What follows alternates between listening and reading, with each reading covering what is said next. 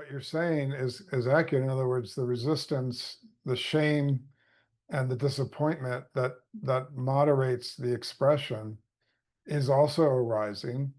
And this is where you can say I would say that I can apprehend a directionality, which is to say that a more beautiful expression is one in which those apparitions of shame and disappointment and control begin to vaporize, and the through line of this consciousness seeing itself or being self-aware begins to show.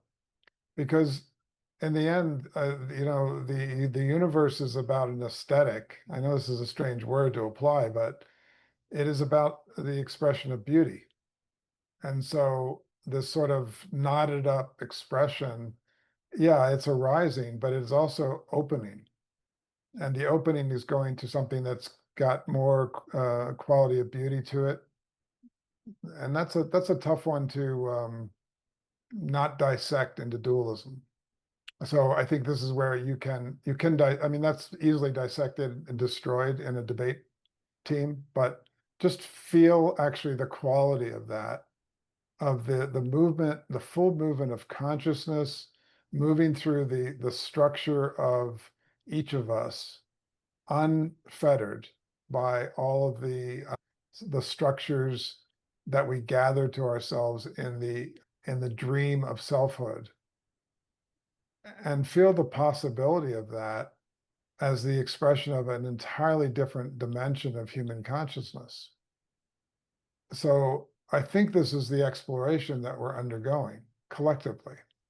And I think, Renee, you're correct. Like, what arises in that is, but as it arises and as we contact it with the seeing of awareness, it also shifts into something else.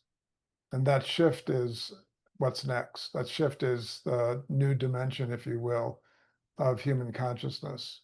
The we space, not the me space. The we space we don't know a whole lot about. And is it that perspective of beauty from the inside, or from like an inner realization, basically sees beauty in everything, even that which the mind would judge as not beautiful? So that is a shift. That's a major shift in not parsing it. Yeah, so now what happens when shame arises? My expression begins to come, shame arises to modify it, and I see that as beautiful. Right. Is that a different dimension of human consciousness than simply shame arising and I modify myself?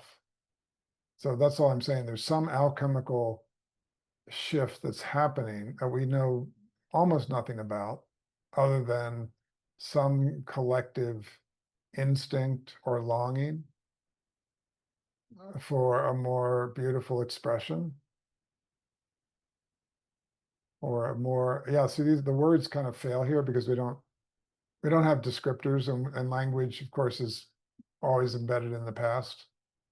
Or the realization of the beauty in all expression, Yeah, even the shame, the censorship, yeah, can all that be gathered?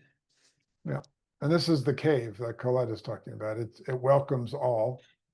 And it's in the welcoming all that the all becomes something other than what they thought they were.